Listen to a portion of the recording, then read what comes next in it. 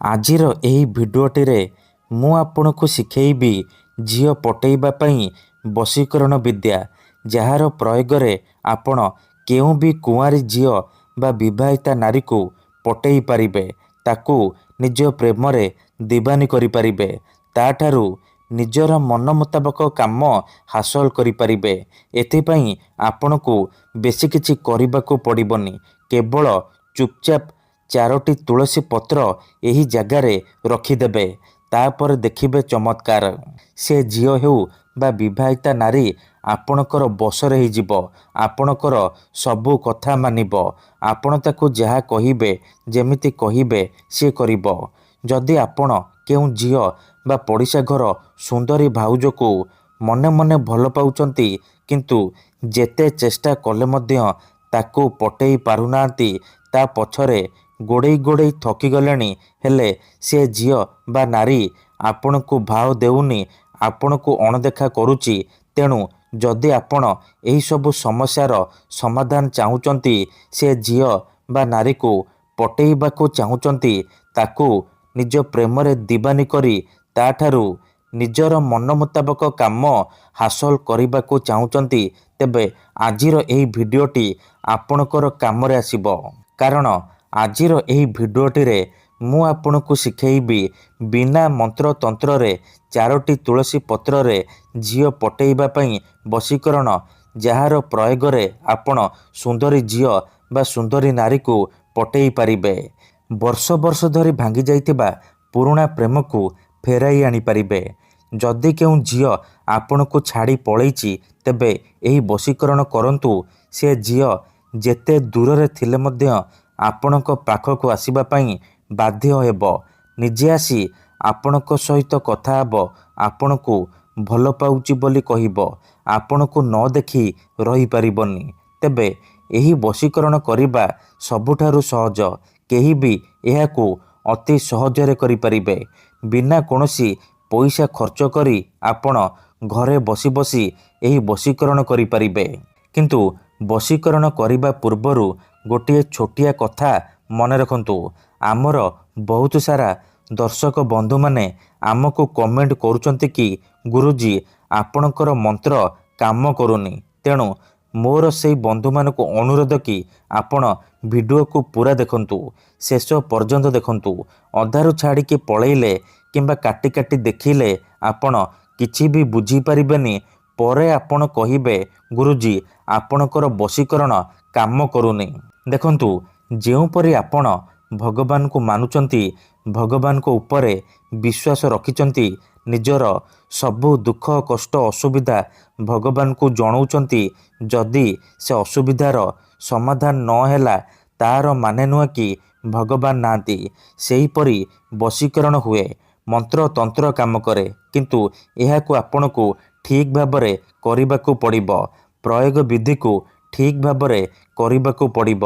ତେବେ ଯାଇ ମୁଁ ଆପଣଙ୍କୁ ଗ୍ୟାରେଣ୍ଟି ଦେଉଛି, ଆପଣ ଗୋଟିଏ ଥରରେ ସଫଳ ହେବେ। ଯଦି ଗୋଟିଏ ଥରରେ ବଶୀକରଣ କାମ କରୁନି, ଦ୍ୱିତୀୟ ଥର ଚେଷ୍ଟା କରନ୍ତୁ, ନିହାତି ଭାବେ ସଫଳ ହେବେ। ମନେ ରଖନ୍ତୁ, ମନ୍ତ୍ର ତନ୍ତ୍ର ଯନ୍ତ୍ର ବଶୀକରଣ ଇଏ ଏମିତି ସେମିତି କାମ କରେନି। ମନରେ ସମ୍ପୂର୍ଣ୍ଣ ବିଶ୍ୱାସ, ନିଷ୍ଠା ଆଉ ଏକାଗ୍ରତାର ସହିତ ଆପଣଙ୍କୁ ଏହି ବଶୀକରଣ ବିଧି କରିବାକୁ ପଡ଼ିବ। ତେବେ ଯାଇ ମୁଁ ଆପଣଙ୍କୁ ଗ୍ୟାରେଣ୍ଟି ଦେଉଛି, ଆପଣ ଯେତେ ସୁନ୍ଦରୀ ଝିଅ ବା ସୁନ୍ଦରୀ ଭାଉଜକୁ ଚାହିଁବେ ପଟେଇ ପାରିବେ। ଆଉ ଗୋଟିଏ କଥା, ଆମର ଏମିତି ବହୁତ ସାରା ଦର୍ଶକ ବନ୍ଧୁମାନେ ଅଛନ୍ତି, ଯେଉଁମାନେ ଆମକୁ କହୁଛନ୍ତି କି, ଗୁରୁଜୀ ଆପଣ ଆମର କାମ କରିଦିଅନ୍ତୁ, ଆପଣ ଯେତେ ପଇସା ମାଗିବେ ଆମେ ଦେବୁ। ହଜାର ହଜାର ଟଙ୍କା ଯାଚୁଛନ୍ତି। ଦେଖନ୍ତୁ, ଆମର ଏହି ଚ୍ୟାନେଲରେ ବହୁତ ସାରା ବଶୀକରଣ ଭିଡ଼ିଓ ଅପଲୋଡ଼ କରାଯାଇଛି, ଯାହାକୁ ଆପଣଙ୍କର ସୁବିଧା ପାଇଁ ଅପଲୋଡ଼ କରାଯାଇଛି, ଯାହାକୁ ଆପଣ ବିନା କୌଣସି ପଇସା ଖର୍ଚ୍ଚ କରି ଘରେ ବସି ବସି କରିପାରିବେ। ତେବେ ଆପଣ ପଇସା କ'ଣ ପାଇଁ ଖର୍ଚ୍ଚ କରିବେ? ଆପଣଙ୍କୁ ୟୁଟ୍ୟୁବରେ ଏମିତି ଅନେକ ଚ୍ୟାନେଲ ମିଳିଯିବ, ଯେଉଁମାନେ ମୋବାଇଲ ନମ୍ବର ଦେଉଛନ୍ତି, ତାବିଜ ବିକୁଛନ୍ତି, ବଶୀକରଣ କରିବେ କହିକି ପଇସା ଠକି ନେଉଛନ୍ତି। ତେଣୁ ଆପଣ ଭିଡ଼ିଓ ଦେଖନ୍ତୁ, ନିଜେ ଚେଷ୍ଟା କରନ୍ତୁ, କିନ୍ତୁ ଏହିସବୁ ଠକାମିରେ ପଡ଼ନ୍ତୁ ନାହିଁ। ତେବେ ଫ୍ରେଣ୍ଡସ୍, ବଶୀକରଣ କ'ଣ ପାଇଁ କରାଯାଏ? ଯଦି ଆପଣ କେଉଁ ଝିଅ ବା ବିବାହିତା ନାରୀ କିମ୍ବା କୌଣସି ପୁରୁଷକୁ ନିଜଠାରୁ ଅଧିକ ଭଲ ପାଉଛନ୍ତି, ତା ବିନା ବଞ୍ଚିପାରିବେନି ଭାବୁଛନ୍ତି, ସେତେବେଳେ ଆପଣ ବଶୀକରଣ କରିପାରିବେ। କିମ୍ବା ଯଦି କେଉଁ ଲୋକ ବିନା କାରଣରେ ଆପଣଙ୍କୁ ହଇରାଣ କରୁଛି, ଆପଣଙ୍କର ଘର ପରିବାର ଉପରେ ଖରାପ ନଜର ପକାଉଛି, ତେବେ ଏହିସବୁ ସମସ୍ୟାର ସମାଧାନ କରିବା ନିହାତି ଦରକାର। କାହିଁକି ନା କେତେଥର ଏମିତି ହେଇଥାଏ କି ଆମର ଶତ୍ରୁ ଆମଠାରୁ ଶକ୍ତିରେ ଆଉ ପଇସାରେ ଆମଠାରୁ ବଳବାନ ହେଇଥାଏ, ଆଉ ଆମେ ଚାହିଁକି ବି ତାର କିଛି କରିପାରୁନାହୁଁ। ଏହିପରି ପରିସ୍ଥିତିରେ ଆପଣ ବଶୀକରଣ କରିପାରିବେ। ଏଥିପାଇଁ ଆମର ତନ୍ତ୍ରଶାସ୍ତ୍ରରୁ ମୁଁ ଆଜି ଆପଣଙ୍କ ପାଇଁ ସବୁଠାରୁ ସହଜ ମହାଶକ୍ତିଶାଳୀ ବଶୀକରଣ ନେଇ ଆସିଛି। ଯଦି ଆପଣ ଏହି ବଶୀକରଣକୁ ସିଦ୍ଧ କରିଦେଲେ, ମୁଁ ଆପଣଙ୍କୁ ଯେମିତି କହିବି ଆପଣ ସେହିପରି କରିଦେଲେ ଆପଣ ଯାହାକୁ ଚାହିଁବେ ତାକୁ ପଟେଇ ପାରିବେ। ସୁନ୍ଦରୀ ପଡ଼ିଶା ଘର ଭାଉଜଠାରୁ ନିଜର ମନ ମୁତାବକ କାମ ହାସଲ କରିପାରିବେ। ସିଏ ଆପଣଙ୍କର ସବୁ କଥା ମାନିବ। ତେଣୁ ଏହି ବଶୀକରଣକୁ ଆପଣ ଭାବିଚିନ୍ତିକି କରିବେ। ମନରେ କୌଣସି ଖରାପ ଉଦ୍ଦେଶ୍ୟ କିମ୍ବା କୌଣସି ଖରାପ କାମ ପାଇଁ ଏହି ବଶୀକରଣ କରିବେନି।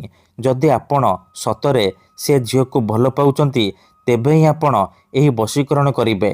କାହିଁକି ନା ମାତ୍ର ଥରେ ବଶୀକରଣ ହେବା ପରେ ସେ ଝିଅ ବା ନାରୀ ଆପଣଙ୍କର ଗୁଲାମୀ କରିବ, ଆପଣଙ୍କର ସବୁ କଥା ମାନିବ, କୌଣସି ପ୍ରକାର ବାଧା ଦେବ ନାହିଁ। ତେଣୁ ଯଦି ଆପଣ ଏହି ବଶୀକରଣ କରିବାକୁ ଚାହୁଁଛନ୍ତି, ସେ ଝିଅ ବା ନାରୀକୁ ପଟେଇବାକୁ ଚାହୁଁଛନ୍ତି, ତାଠାରୁ ନିଜର ମନ ମୁତାବକ କାମ ହାସଲ କରିବାକୁ ଚାହୁଁଛନ୍ତି, ତେବେ ଏହି ଭିଡ଼ିଓଟିକୁ ମୂଳରୁ ଶେଷ ପର୍ଯ୍ୟନ୍ତ ପୁରା ଧ୍ୟାନ ସହିତ ଦେଖିବେ। ଅଧାରୁ ଛାଡ଼ିକି ଯିବେନି। ତେବେ ଯାଇକି ଆପଣ ସମ୍ପୂର୍ଣ୍ଣ ପ୍ରୟୋଗ ବିଧି ଜାଣିପାରିବେ। ମନେ ରଖନ୍ତୁ, ପ୍ରଥମେ ଆପଣ କ'ଣ କରିବେ? ଶୁକ୍ଳ ପକ୍ଷର ଶୁକ୍ରବାର ଦିନ ରାତିରେ ଶୋଇବା ପୂର୍ବରୁ ଗାଧେଇକି ସଫା ବସ୍ତ୍ର ପିନ୍ଧିକି 4ଟି ତୁଳସୀ ପତ୍ର ଆଣିବେ, ଖଣ୍ଡେ ହଳଦିଆ କପଡ଼ା ଆଣିବେ, 4ଟି ଅରୁଆ ଚାଉଳ, ଅଳ୍ପ ଟିକେ ଲାଲ ସିନ୍ଦୁର, ସାଧା କାଗଜ ଆଉ କଲମ ଆଣିବେ। ଏହିସବୁ ସାମଗ୍ରୀକୁ ନେଇକି ଆପଣ ଆସନ ପକେଇକି ଦକ୍ଷିଣ ଦିଗକୁ ମୁହଁ କରିକି ବସି ପଡ଼ିବେ। ତାପରେ ଯେଉଁ ଝିଅ ବା ବିବାହିତା ନାରୀକୁ ଆପଣ ପଟେଇବାକୁ ଚାହୁଁଛନ୍ତି, ତାକୁ ମନେ ମନେ ଭାବିବେ, ତାର ମୁହଁକୁ ନିଜ ମନରେ ଭାବିବେ। ତାପରେ ହଳଦିଆ କପଡ଼ାକୁ ନିଜ ସାମ୍ନାରେ ରଖିବେ ଆଉ ତା ଉପରେ 4ଟି ତୁଳସୀ ପତ୍ର ରଖିଦେବେ। 4ଟି ତୁଳସୀ ପତ୍ର ଉପରେ 4ଟି ଅରୁଆ ଚାଉଳ ରଖିଦେବେ ଆଉ ତା ଉପରେ ଟିକେ ଟିକେ ସିନ୍ଦୁର ପକାଇଦେବେ। ଏତିକି କରିସାରିବା ପରେ କ'ଣ କରିବେ? କାଗଜରେ ସେହି ଝିଅ ବା ନାରୀର ନାମ ଲେଖିବେ ଯାହାକୁ ଆପଣ ପଟେଇବାକୁ ଚାହୁଁଛନ୍ତି। କାଗଜରେ ଝିଅ ବା ନାରୀର ନାମ ଲେଖିସାରିବା ପରେ ସେ କାଗଜକୁ ଭଲ ଭାବରେ ମୋଡ଼ିକି ସେ ତୁଳସୀ ପତ୍ର ପାଖରେ ରଖିଦେବେ। ତାପରେ ସେହି ସବୁ ସାମଗ୍ରୀକୁ ହଳଦିଆ କପଡ଼ାରେ 3ଟି ଗଣ୍ଠି ପକେଇକି ବାନ୍ଧିଦେବେ। ତାପରେ ସେ ପୁଟୁଳିକୁ 2 ହାତରେ ବନ୍ଦ କରିକି ଧରିବେ। ସେହି ଝିଅ ବା ନାରୀକୁ ମନେ ମନେ ଭାବିକି ତାର ନାମ 3 ଥର କହିବେ। ତାପରେ ସେ ପୁଟୁଳିରେ ଗୋଟିଏ ଥର ଫୁଙ୍କିଦେବେ।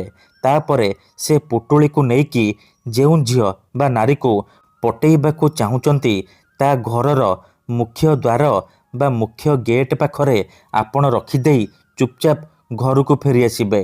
ଗ୍ୟାରେଣ୍ଟି ଦେଉଛି, ଏହି ବଶୀକରଣ କରିଦିଅନ୍ତୁ, ସେହି ସମୟଠାରୁ ସେ ଝିଅ ବା ବିବାହିତା ନାରୀ ଆପଣଙ୍କ ଆଡ଼କୁ ଆକର୍ଷିତ ହେବାକୁ ଲାଗିବ।